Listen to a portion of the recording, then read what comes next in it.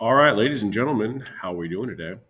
This is a video for how you are going to export from Inventor as an STL file, as well as how you are going to import that into a slicer program to preview it on the bed and see how long it's going to take to print, how much material it's going to take to print. Okay, so let's go ahead and get started. You've already got your design finished and you are done with it, right? So what you want to do is you want to save it one last time. Make sure that it is all locked in stone as to how you want this thing to be. Now, then you want to go ahead and click File, Export, and you want that to be a CAD format. Okay. Now, it's going to want to put the file wherever you were saving it before.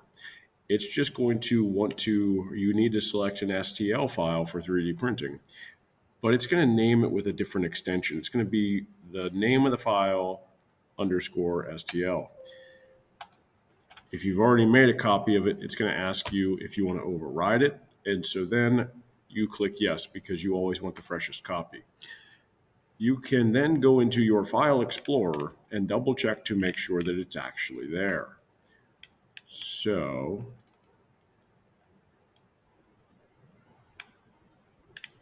Snowflake IPT, Snowflake STL. Cool, it's there. Now what we need to do is we need to find our slicer program. The slicer is the program that takes a solid object like an STL file and it goes through an algorithm in order to actually change it into a printable file. So the file or the slicer you guys have on your computers is this IIIP-i3. This is an early Cura version that works with our 3D printers.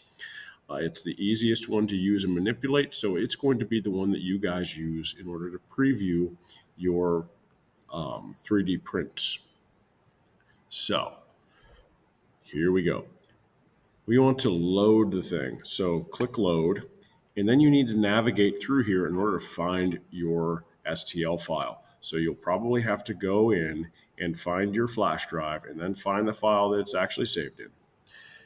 And then it'll drop it in there. Now, most of the time, you are going to have to manipulate this thing and turn it around. So the buttons on this, in order to look around, are pretty simple. I'm just using the right mouse button in order to orbit it, and then I can use my mouse wheel to zoom in and out. Now, if I hold Shift and my right mouse button, I can pan the thing around. So the controls on it are pretty similar to the Inventor controls. But right now, I want to take that thing and I need to lay it down on my plate. So I'm going to click Rotate, and I'm going to click that kind of axis and then drop it.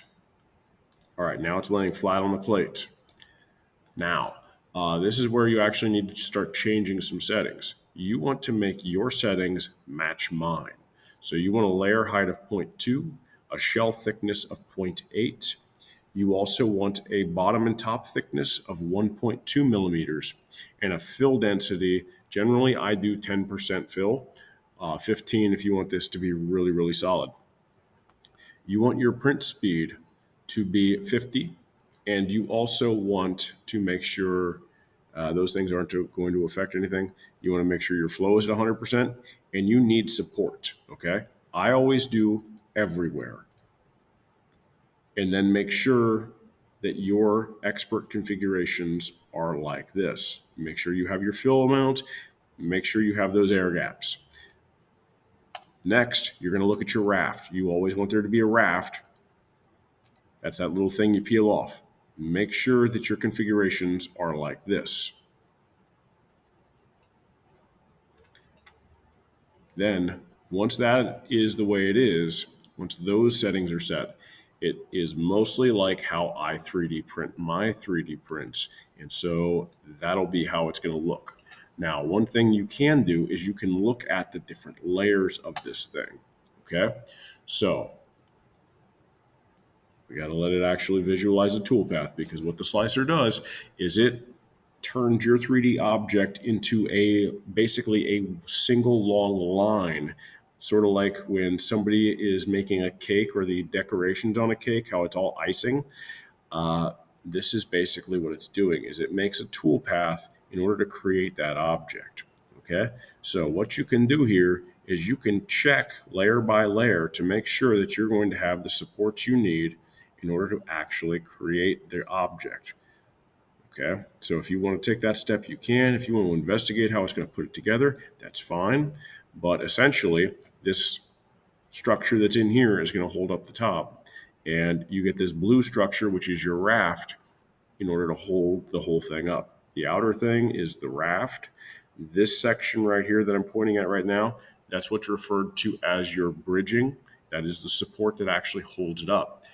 And generally, you want to set your project so that way it's as flat as possible. It's taking up the widest area of your print bed, and that helps it to hold on so that way it can actually hold still and be 3D printed. So hopefully you found this helpful, and just keep in mind, I need to see your STLs. This thing generates a G code, so I'm not going to print this. I'm going to print from your STL file. So hopefully this helped you. Have a great day.